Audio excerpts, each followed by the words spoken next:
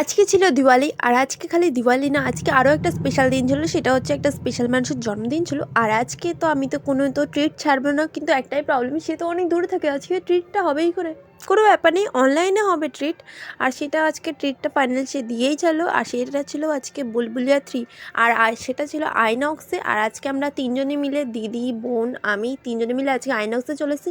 আর এখানে এসে একটা অদ্ভুত কাণ্ড, আমি ভেবেছিলাম মঞ্জলিকা হয়তো এদের মধ্যে কেউ হবে, কিন্তু লাস্টে আনতে পারলাম কার্তিক মঞ্জলিকা।